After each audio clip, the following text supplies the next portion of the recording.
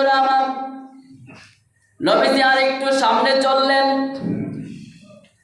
আরেকটু সামনে গিয়ে দেখি বিশাল বড় একটি রক্তের গর্ত দেখা যায়।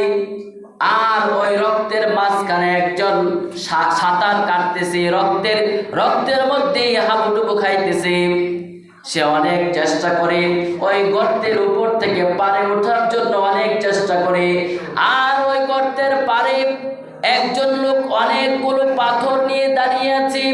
সে যখনই ওই রক্তের নদী থেকে গর্ত থেকে পারে ওঠার জন্য চেষ্টা করে, পার থেকে একটি পাথর তার মাথার মধ্যে নিক্ষেপ করে, আর মাথাটা ফেটে আবার রক্ত বের হইতে থাকে। মাথা ফেটে রক্ত বের হইতে থাকে, পুরা শরীর রক্ত ভরে যায়। এরকম ভাবে তার রক্ত দিয়ে একটি বিশাল বড় গর্ত হয়ে গেছে, সবটাই রক্ত ভরে গেছে। ভাইরা বন্ধুরা আমার, নবীজি জিবরাইল আমিনকে জিজ্ঞেস করলেন, তাকে এমন ভাবে কেন শাস্তি দেওয়া হচ্ছে, তার অপরাধ কি, তাকে এমন ভাবে কেন শাস্তি দেওয়া হচ্ছে? জিবরাইল আমিন জানালেন, এই লোকটাকে রক্তের নদীতে সাঁতার কাটতে দেওয়া হয়েছে, রক্তের গর্তের মধ্যে তাকে পরে থাকতে দেওয়া হয়েছে। তার অপরাধ হলো দুনিয়ায় থাকতে সে সুদ খাইতো, টাকার বিনিময়ে টাকা দিয়ে লাভ করত, এই কারণে তাকে এরকম সাজা দেওয়া হচ্ছে। বলি নাউজুবিল্লাহ। ভাইরা বন্ধুরা আমার, যেহেতু সুদ হচ্ছে মানুষের রক্ত চুষে খাওয়ার মতো, এই জন্যে জাহান্নামের মধ্যে তাকে রক্তের নদীতে ফেলে তাকে সাজা দেওয়া হবে।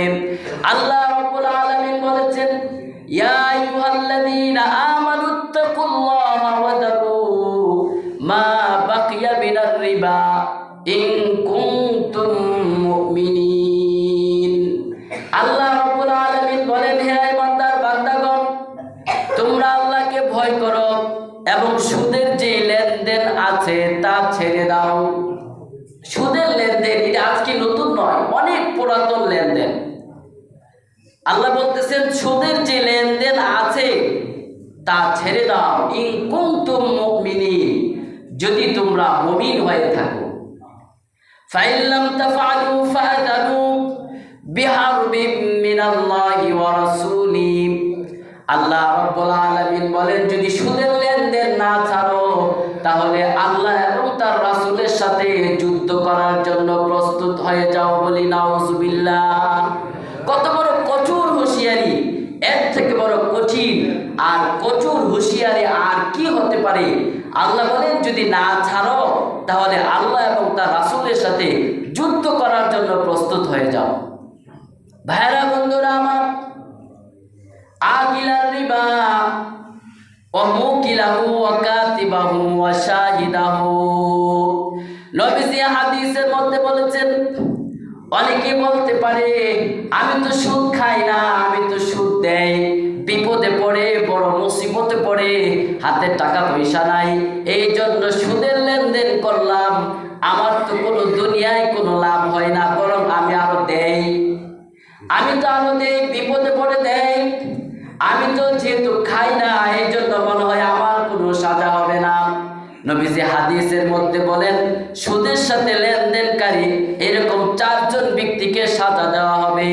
আকিলাহু, যে খেয়েছে, ও মুকিলাহু, যে দিয়েছে, ও কাতিবাহু, যে লিখেছে, ও শাহিদাহু, লেনদেনের মধ্যে যে সাক্ষী দিয়েছে, এই চারজন ব্যক্তিকে সমানভাবে সাজা দেওয়া হবে। বলি নাউজুবিল্লাহ।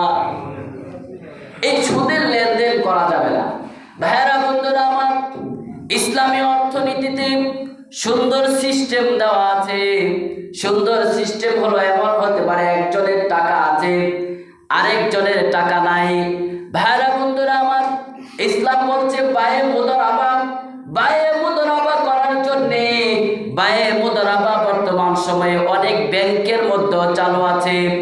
একজনের টাকা আরেকজনের শ্রম, দুইজনের সমন্বয়ে ব্যবসা হবে। একজনের টাকা আছে কিন্তু তার ব্যবসা করার সুযোগ নাই, আরেকজনের সুযোগ আছে কিন্তু তার টাকা নাই, পুঁজি নাই। ইসলাম বলছে দুইজনের মধ্যে সমন্বয় করার জন্য একজনে টাকা দিবে, আরেকজনে ব্যবসা করবে, যে লাভ হবে এই লাভটা উভয়ের মধ্যে সমানভাবে ভাগ হবে। এরকম ভাবে যখন ব্যবসার নীতি চলবে, তাহলে যাদের টাকা নাই, পয়সা নাই, তারাও ব্যবসা বাণিজ্য করে আস্তে আস্তে তারাও টাকাওয়ালা ধনী হওয়ার সুযোগ হবে। এরকম ভাবে ইসলামী নীতিতে এক এক করে দুনিয়া থেকে দরিদ্রতা দূর হয়ে যাবে। কিন্তু এটাকে বাদ দিয়ে, বায়ে মুদারাবা বাদ দিয়ে যখন সুদের অর্থনীতি চালু হয়েছে, তখন যারা ধনী তারা আরো ধনী হইতেই থাকে, আর যারা গরিব তারা আরো গরিব হইতেই থাকে। দুইজনের মধ্যে কোনো সমতা বজায় থাকে না, এই জন্যই সমাজ উন্নতি হয় না। ভাইরা বন্ধুরা আমার, এই জন্য এই দুনিয়া চিরকাল থাকার জায়গা না। আমি আপনি আমরা কেউ চিরকাল থাকবো না। এই দুনিয়ার সামান্য সুখের জন্য যদি আমরা সুদের লেনদেনে জড়িয়ে পড়ি, একটু চিন্তা করে দেখুন, হাসরের মাঠে যখন তার কারণে সাজা দেওয়া হবে, এই সাজা, এই শাস্তি সহ্য করার ক্ষমতা আমাদের কারো থাকবে না। এই জন্য দুনিয়ার